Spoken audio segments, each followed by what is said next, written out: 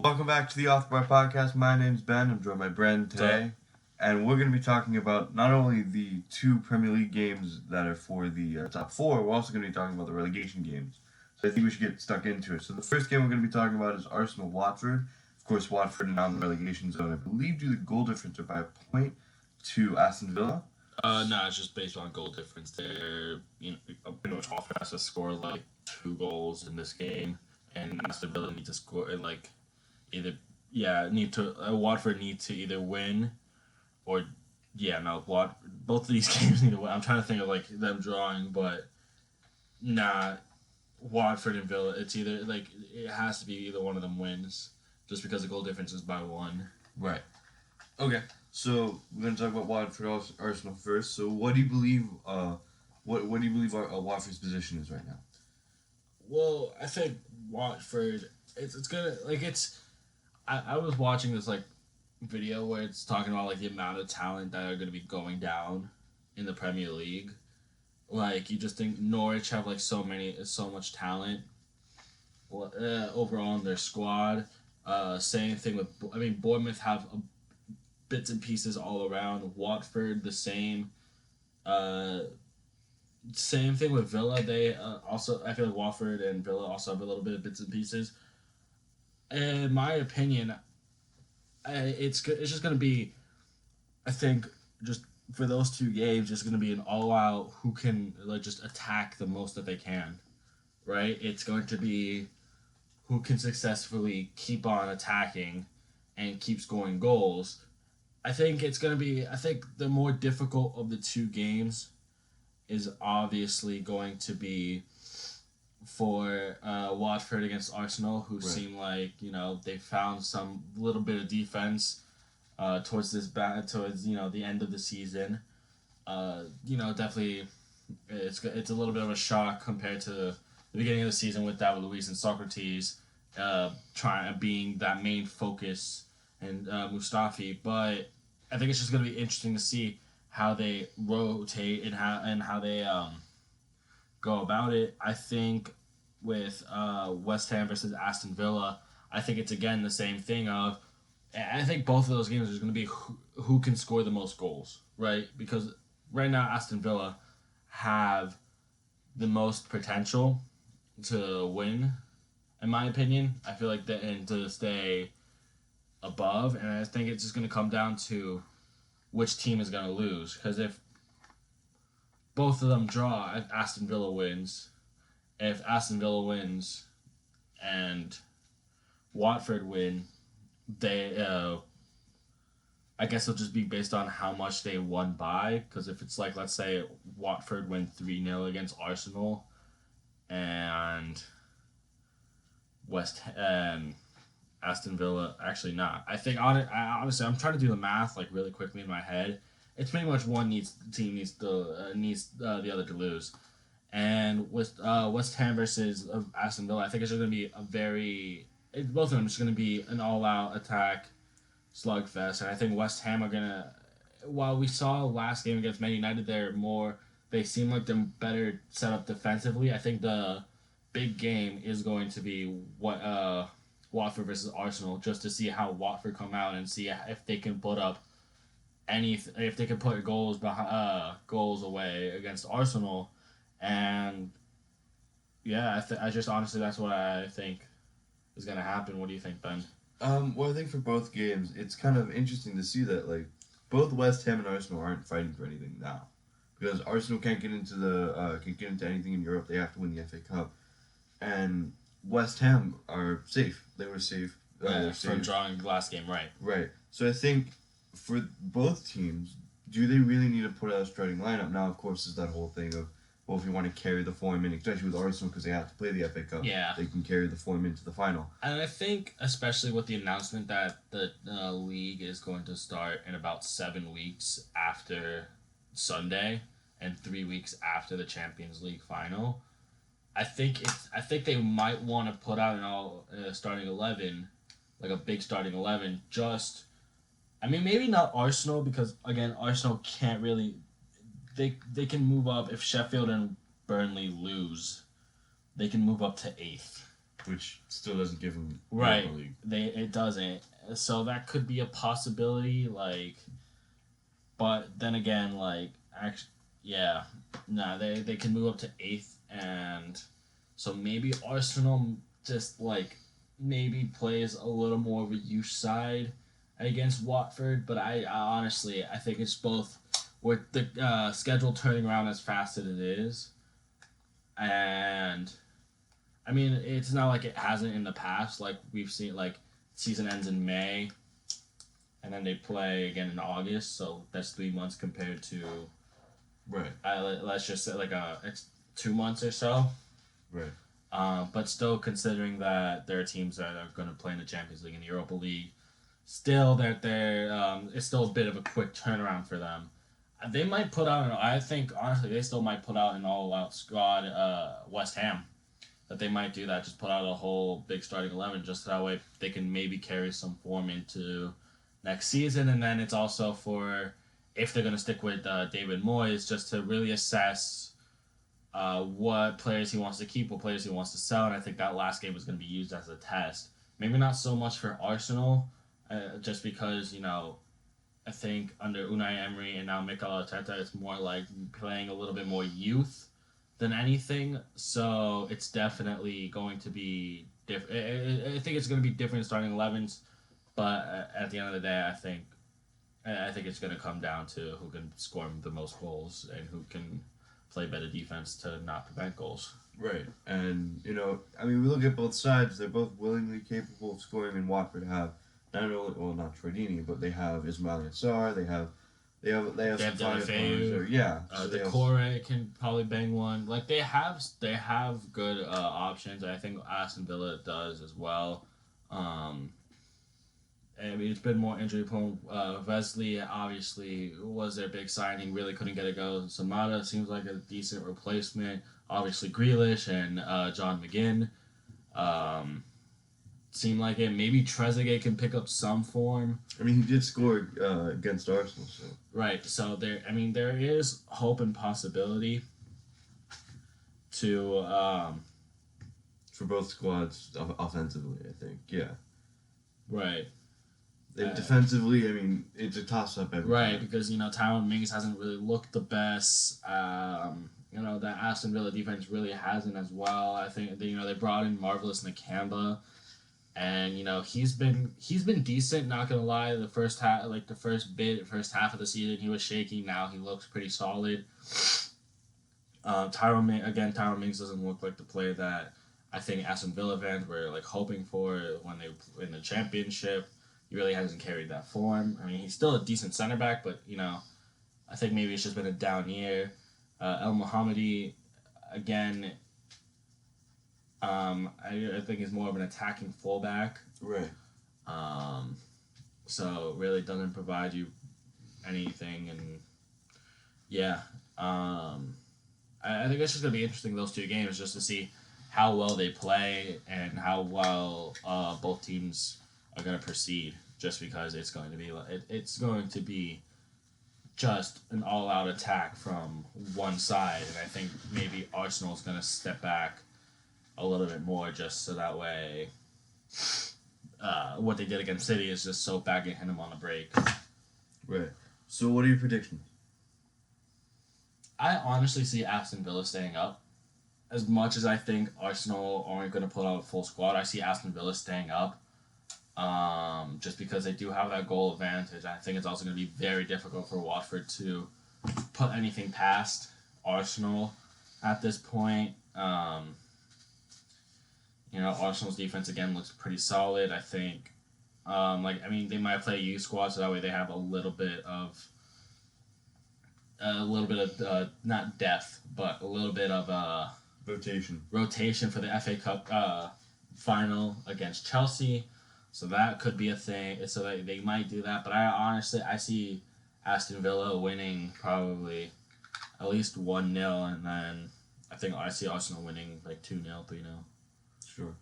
I don't know if I'm going to go as far to say that anyone wins, but I'm going to say, yeah, probably Aston Villa is going to stay up. I mean, you could see why Arsenal would probably want to rotate. Right. But even then, what depth do they have to rotate? besides, because they've dealt with a goalkeeper injury, they've dealt with Right. kind of a dip in form, and even though they did lose against Aston Villa, they did win against Man City, they did win against Liverpool, so they're still kind of carrying some sort of form in, and especially with kind of how like David Luiz looked really good against Man City. Like you don't really, I don't know if you want to drop those two just for the risk that maybe they aren't good against Chelsea in the FA Cup final. So I think I don't know if anyone wins. If what I mean by that is like if West Ham or if Watford win. No, West Ham. But if Watford and Aston Villa win, but I will go as far to say is I think Aston Villa's staying up. I think, especially with their heroics against Arsenal, I think Aston Villa are going to stay up. Right.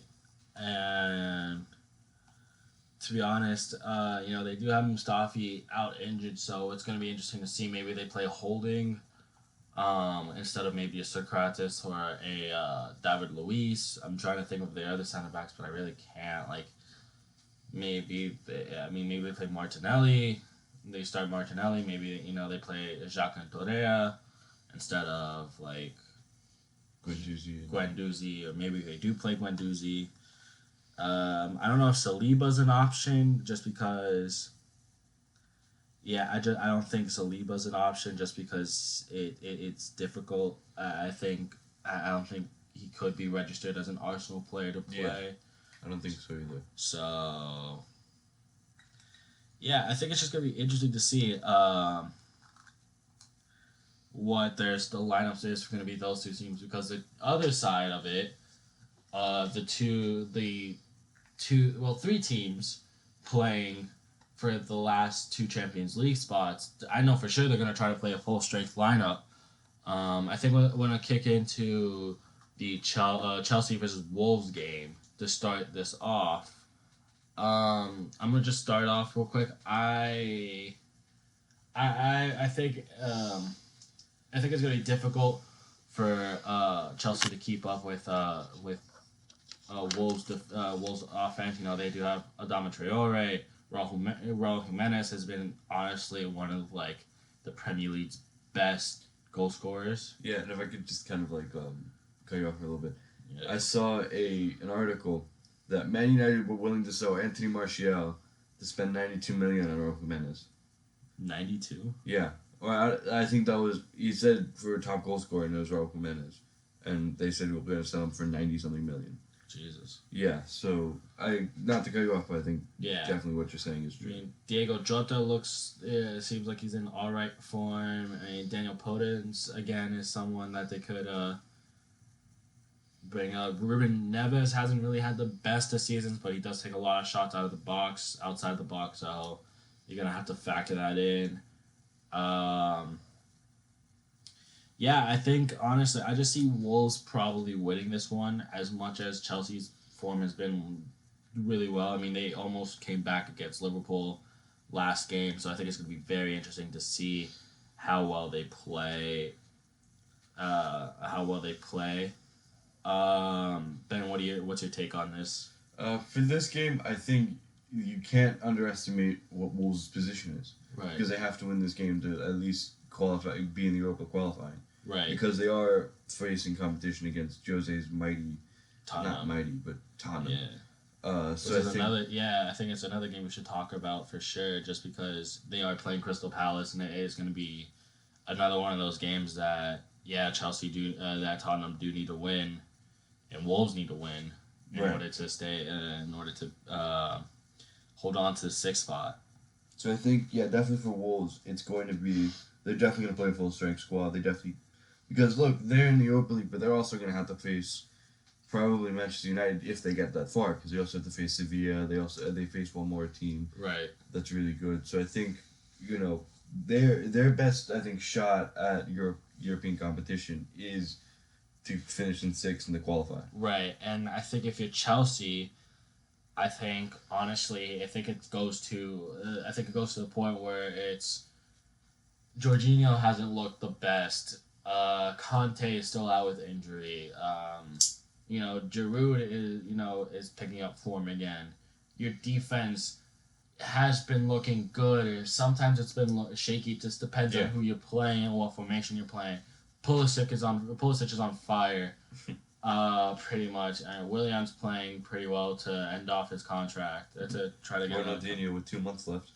Pretty much. I mean, I think it's not to say that Chelsea don't have the firepower. It's going to be.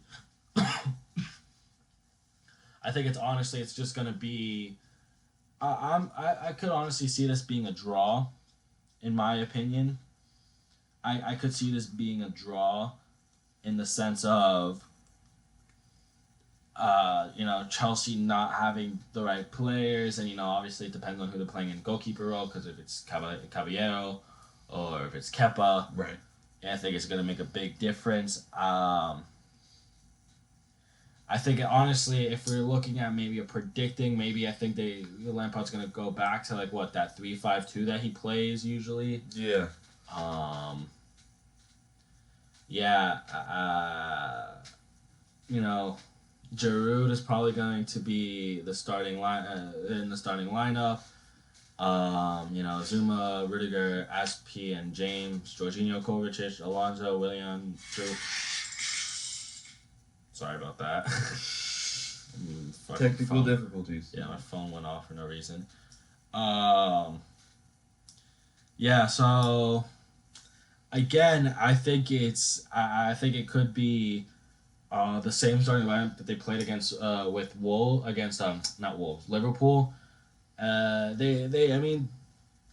I think Jorginho looks gassed. They're not as good defensively as Conte has been together, and so I think it is going to put a little bit more pressure on the back line just to try to defend, kind of like maybe the pace of an Adama Traore or the strength of Raul Jimenez. Again, I think it's just going to be about who. It's like with any game, who's going to score more goals. Right. I think if we look, I believe Wolves had more days off than Chelsea, so that's going to play a big factor. Right. We've seen teams that have, Manchester United who have been tired because they've played so many games. Right. They've had same thing as Leicester, and we'll get into that, but they've had more of a break off than Chelsea, and Chelsea had to play Liverpool last at Anfield. Right. So. Right, and we've been talking about these two games are going to be very difficult for Wolves, not for Wolves, for Chelsea to really stay try to be competitive, because these are Liverpool and Wolves have been very good defensive sides that are very hard to break down almost. And I mean obviously Liverpool are the champions, so obviously they're probably one of the better defenders in the defenses in the league, but Wolves for sure have one of the harder defenses to break down. Before we get into the other fourth place spot, let's Champions League spot game. Let's just quickly talk about Crystal Palace and Tottenham. You want to start, Ben? Yeah, I'll start. Tottenham's been in the last game. They spanked Leicester 3-0. I mean, it wasn't even close. I don't think Leicester had really that many chances. So they could bring that form in. Right. Into this game. I mean, I don't see Crystal Palace really needing anything, so... Nah, I mean, if they win, they'll be above Newcastle in 13th. It's honestly... I think Crystal Palace are probably again, it's going to be playing a full-strength side just so that way you carry it into next season, kind of like what West Ham might do. Tottenham, again, I think it's just going to be up to... how they play, because we've seen them play really well. So I think, honestly... It's a spectrum with them, yeah. It is. It's we've seen them play really well against top opposition, and then we've seen them, kind of underperform. And that's what you get with Jose Mourinho. So. Right. Against Bournemouth, and I think it's just going to be very interesting on how they proceed with... doing this. I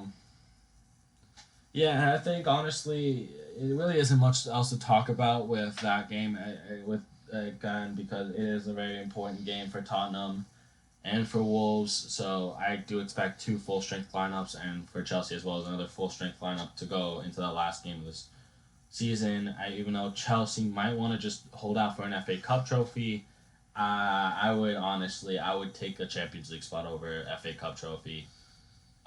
Just because I think you could still have a bit of rotation going into the FA Cup game against Arsenal.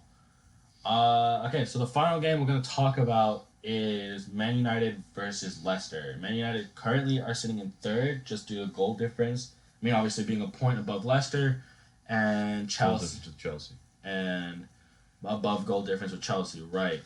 So, how do you see that game playing out? And okay, so let me preface this by saying a couple of things. First of all, again, Leicester have had a week break while United have had 4 days, 4 or 5 days. So, and also, United in 7 out of the 9, 7 out of 9 things that could happen, they'll get in the Champions League. It's only if they lose where it's 2 out of 3, because Chelsea would have to lose. So I think personally, and I know that a lot of people are going to be talking about the points and like how it is the lowest points in Premier League history for United, and I mean, does it matter? Yes, to an extent it does, because we all looked at second a couple years ago and said, "Wow, this is incredible. We finished second," but we were like miles off. We were miles off of City. Right, because City were Centurions that year. Yeah. So I think and I think it was kind of the feeling with the Tottenham game. If United have a draw on their hands, they'll take it. And I think, especially with the problem that they might have to play a full strength squad for how many games? Right, but at least they can play a full strength squad and then have that rest because they're playing Lask. Right, and they're gonna probably in the do Europa the same League. thing They're 5-0 up, and they can play Gallo, Don James. They can Gardner even, or yeah. You don't have to play a full strength squad against them because you're 5-0 up going into Old Trafford. So I think there's more of an incentive for them to play a full strength squad. Probably go back to going back to that way of how they on that like 1920 game unbeaten run. I did see a report that Luke Shaw's back in training, so that is a bit of positive going into Sunday for Manchester United. Even though Brent Williams, kind of stepped in for those 2 games, he did look a little bit shaky. Obviously, he's I think more of an attacking left back if anything, maybe a left wing back of sorts. And I think Luke Shaw really just it has been kind of that anchor on that left side behind Marcus Rashford. Is it safe to say that if Manchester United are just going to play out for a draw, that they're more confident to play out for a draw rather than hope Chelsea lose? I don't know if more confidence is the right word, because they're gonna have to go into King Power. They're gonna have to play. Well, they're playing away. They're playing a team that if they can create chances, they'll score. Right. I think they'll be without Madison though, which is a huge part. Madison, I think, and Diddy as well. Yeah, so that's 2. So yeah, and Tielemans hasn't been looking on the greatest form just because he really does rely on Ndidi and Madison to really feed him the ball and kind of be a good central midfielder alongside them to feed Vardy, Ayoze Perez, Albright, Harvey Barnes, right. So I think Ignacio. yeah. I don't know. So I can't really think of Leicester's defense right now. So I think for United, do I think they're going to be more confident going in, hoping for a draw? Because if you think about it, they get a draw, they're in the Champions League, and there was a joke on Twitter that if we make a compromise and draw, Leicester have a chance of finishing in the top 4. Right. Because of goal difference. Yeah. So I think if you're Manchester and you're Leicester fans, maybe you're hoping out for a draw, because Man United are going to be in the Champions League no matter what, even if it's a draw or a win. Right. It's only when it's a loss. Right. If it's a loss, then it becomes a little bit more sketchy because you'd have to have Wolves win. Wolves win. Right. So I think if Manchester United play to a draw, and I think that might be what Ollie sets up to be, I think they'll take it. I don't know. Would it be if they draw, they go through? Yeah. They'll get 4th? They'll get 4th at least. Because then if Wolves win, then I believe Leicester and Man United. Right, but what if Chelsea wins? Then Man United will finish 4th. Then what about wins? What do you mean about wins? Because Man United are sitting on 17 wins and Leicester are sitting on 18 wins. But we're 1 point ahead of them. So we'd be drawing. We'd have 64. They would have 63. Right, you're right.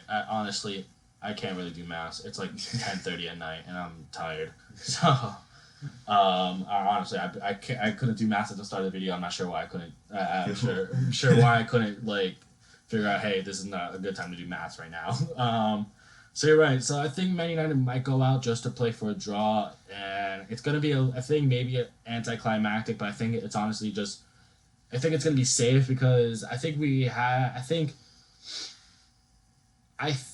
for Ollie to keep his job, and I'm not saying there's going to be any managerial changes because I think with the stuff going on outside, everything going on, I feel like there really can't be a managerial change unless it needs to be so drastic or so important that you do need a managerial change. But I think I think with a lot of Man United fans, I think it was, if Ollie doesn't at least get top 4, now having Bruno, or because he now has starting to get the signings that he wants. Obviously, if he brings in Sancho and Grealish, and maybe another center back like Ake, I think definitely there's no excuses for him not to perform, not to do well next season. However, I think this season was, let's maybe pick up a trophy, maybe do well in the Europa League. Let's get to far in the Europa League. Or maybe even try to push for top 4, because I think a lot of Man United fans saw, Liverpool and Man City are obviously going to take those two. And I think, honestly, a lot of people looked at Chelsea not having Chelsea having a transfer ban, so they really couldn't pick up any players besides Kovacic and Ziyech. Well, no. Oh, Go. right. This is this season. Kovacic and Pulisic, and plus playing, having a new manager and all that kind of stuff, playing that into effect. I think they might have looked at Wolves because they're another team that's always been contending for European spots since they've been in the Premier League. Maybe even an Arsenal, but again, that was a big if. Tottenham, even I think maybe people looked at Tottenham, and obviously it's unfortunate with the drop off after Pochettino. The drop off they had in form compared to last season to this season. And I definitely don't think they should have sacked Pochettino, but whatever, that passed, and now we have Jose as manager, which is the greatest thing ever. Yeah, please put air quotes.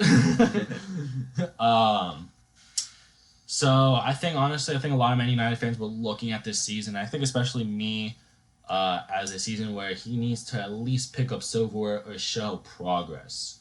And I think honestly, if he does get top 4, I think it's going to show that, okay, maybe Ollie is there could be the definite that, okay, Ollie is the right man for the job. And especially if he does get the players that he wants next in for the transfer window next season, which the window is starting up after Sunday. Yeah. Right. So, pretty much that Monday. I know we've seen a lot of transfers moves already happen, but obviously. With Ziyech, that was already confirmed. Right. Werner, we're honestly just waiting until. And I think Werner was also a special case because he had that 12-day window where... Right, for that release clause. I think France is starting to make moves. I know in some of the smaller leagues, they're also starting to make some moves as well.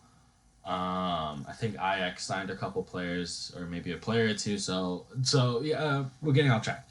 So I think it's definitely... for sure, I think Man United fans are... I think, honestly, if you're Ollie, you're going in for a draw. I think if you're a Man United fan, you kind of maybe want to win just to really seal it off that you're on 66 points. Now you're on 66 points, and so you don't really care what the Wolves-Chelsea game is going to be. So if Man United get out to a 2-0 lead, I think Man United, I think they might play more conservative and maybe bring on if they're going with the same starting lineup that they always have, maybe bringing on McTominay or Fred for Pogba or Bruno, and maybe the 70th minute, 80th minute to really secure that win. Maybe a Brandon Williams eventually for Greenwood or Rashford or something. Yeah, just to really secure that win, so that way they'll have to sit back obviously and try to keep possession, so that way Leicester can't do what Southampton did in the 96th minute. Felt like a 5-0 loss. honestly. Yeah. That was a gut punch. But if you're Leicester, how are you going into this game? I think if you're Brendan Rodgers, you have to outclass Ola here Right. because you're without arguably two of your best players. Not even arguably, two of your best players, Right. in Ndidi and Madison, and possibly another person if something happens. God willingly, nothing happens, but Right. if so, you have to really kind of play into Tielemans and Vardy's strength because Vardy's the guy that's going to get you goals in this Right, game. and I mean, obviously he's been Leicester's main goal scorer for the past couple seasons, and Right. Especially during that title-winning campaign that they had. I think it's just noteworthy to point out.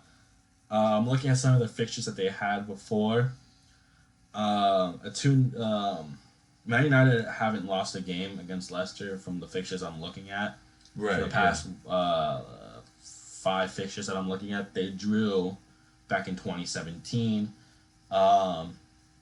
But earlier this season, they won 1-0. I think it was to a Rashford penalty, and then they sat back. So I think, honestly, that could be the tactic again, is just to get a quick goal, get a quick 1 or 2 goals, and then just kind of sit back and just try to soak up pressure to then hit him on the break again. I think Ollie might revert to that tactic because it's gotten them out of situations where they could either draw or still win that game. Right. So it's going to be interesting to see how they do, how they set up. I know Man United's defense hasn't really looked the best. I mean, I know it's pretty much down to fatigue and tiredness. Yeah, I mean, Maguire and Lindelof stepped up last game, but right. I think really with the addition of Shaw, I think it's going to be a very big boost for them going into this game. But yeah, that's pretty much it. I feel like. So, what are your predictions for top 4? I definitely see Man United either drawing or winning. I'm gonna give a scoreline. If they draw, it's gonna be 1-1. Like 1-1. I don't see them really doing anything else. If it's a win for Man United, I honestly see the 2-1, 3-1 win for Man United. I feel like they could put away a couple goals, and I think now since Leicester aren't going to have the full strength squad, I think it's going to be a lot more difficult for them to be able to win this game. And I think if you're Wolves and Chelsea, I think it could be a Wolves win. I honestly feel like it could be a Wolves win, like a 1-0, 2-0 win. I feel like, or at least a 2-1 win for them, just because it's going to be I think it's going to be very difficult to break down Wolves. I do feel like Wolves are a good attacking side. Yeah.